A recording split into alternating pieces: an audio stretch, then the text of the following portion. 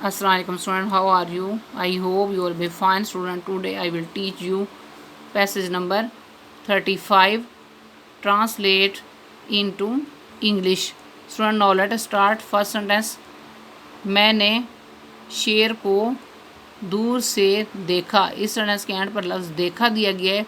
इस सेंटेंस को इंग्लिश में ट्रांसलेट करने के लिए पास्ट इंडेफिनिट टेंस को यूज़ करना है. इस सेंटेंस को इंग्लिश में इस तरह ट्रांसलेट किया जाएगा.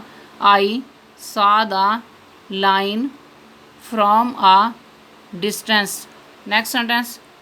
वो झाड़ियों में बैठा था. इस सेंटेंस के एंड पर लफ्ज़ बैठा था दिया गया है. इस सेंटेंस को इंग्लिश में ट्रांसलेट करने के लिए पास्ट कंटिन्यूअस टेंस को यूज़ करना है. इस सेंटेंस को इंग्लिश में इस तरह ट्रांसलेट किया जाएगा. He was sitting in the bushes. Next sentence. शेर ने हमें नहीं देखा. इस सेंटेंस के एंड पर लफ्ज़ नहीं देखा दिया गया है.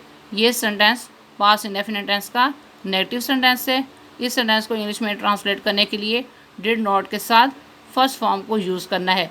इस सेंटेंस को इंग्लिश में इस तरह ट्रांसलेट किया जाएगा. The line did not see us. Next sentence. मैंने अपने साथी से कहा. इस सेंटेंस के एंड पर लफ्ज़ कहा दिया गया है. इस सेंटेंस को इंग्लिश में ट्रांसलेट करने के लिए पास्ट इंडेफिनिट टेंस को यूज़ करना है. इस सेंटेंस को इंग्लिश में इस तरह ट्रांसलेट किया जाएगा. I said to my companion. Next sentence. तुम यहीं खामोश बैठे रहो. इस सेंटेंस के एंड पर लफ्ज़ खामोश बैठे रहो दिया गया है. इस सेंटेंस को इंग्लिश में ट्रांसलेट करने के लिए मॉडल वर्ब शुड के साथ फर्स्ट फॉर्म को यूज़ करना है. इस सेंटेंस को इंग्लिश में इस तरह ट्रांसलेट किया जाएगा. You should sit here quite. Next sentence. मैं शेर के करीब जाता हूँ. इस सेंटेंस के एंड पर लफ्ज़ जाता हूँ दिया गया है. इस सेंटेंस को इंग्लिश में ट्रांसलेट करने के लिए प्रेजेंट इंडेफिनिट टेंस को यूज़ करना है. इस सेंटेंस को इंग्लिश में इस तरह ट्रांसलेट किया जाएगा. I go near the line.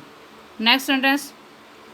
इसके बाद मैंने आहिस्ता आहिस्ता शेर की तरफ बढ़ना शुरू कर दिया.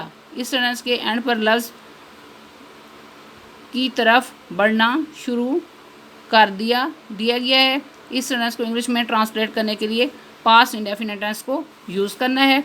इस सेंटेंस को इंग्लिश में इस तरह ट्रांसलेट किया जाएगा. After this I began to advance slowly towards the line. Next sentence. अगर मैं ज़रा सा शोर करता तो वो भाग जाता. ये सेंटेंस थर्ड कंडीशनल सेंटेंस है. इस सेंटेंस के पहले हिस्से को इंग्लिश में ट्रांसलेट करने के लिए पास्ट परफेक्ट टेंस को यूज़ करना है, यानी कि हैड और थर्ड फॉर्म को यूज़ किया जाएगा. सेंटेंस के दूसरे हिस्से को इंग्लिश में ट्रांसलेट करने के लिए मॉडल वर्ब वुड के साथ हैव और थर्ड फॉर्म को यूज़ करना है. इस सेंटेंस को कंप्लीट इंग्लिश में इस तरह ट्रांसलेट किया जाएगा. If I had made a little noise he would have run away. Next sentence. आखिर मैं उसके करीब पहुंच गया. इस सेंटेंस के एंड पर लफ्ज़ पहुंच गया दिया गया है. इस सेंटेंस को इंग्लिश में ट्रांसलेट करने के लिए पास्ट इंडेफिनिट टेंस को यूज़ करना है. इस सेंटेंस को इंग्लिश में इस तरह ट्रांसलेट किया जाएगा. At last I reached near him. Next sentence. वो मुझे पत्तों में साफ दिखाई दे रहा था. इस सेंटेंस के एंड पर लफ्ज़ साफ दिखाई दे रहा था दिया गया है. इस सेंटेंस को इंग्लिश में ट्रांसलेट करने के लिए मॉडल वर्ब कुड के साथ फर्स्ट फॉर्म को यूज़ करना है. इस सेंटेंस को इंग्लिश में इस तरह ट्रांसलेट किया जाएगा. I could see him clearly sitting in the leaves. Next sentence. उसने अभी तक मुझे नहीं देखा था. इस सेंटेंस के एंड पर लफ्ज़ अभी तक मुझे नहीं देखा था दिया गया है. इस सेंटेंस को इंग्लिश में ट्रांसलेट करने के लिए पास्ट परफेक्ट टेंस को यूज़ करना है. पास्ट परफेक्ट टेंस में हैड के बाद नॉट और थर्ड फॉर्म को यूज़ किया जाएगा.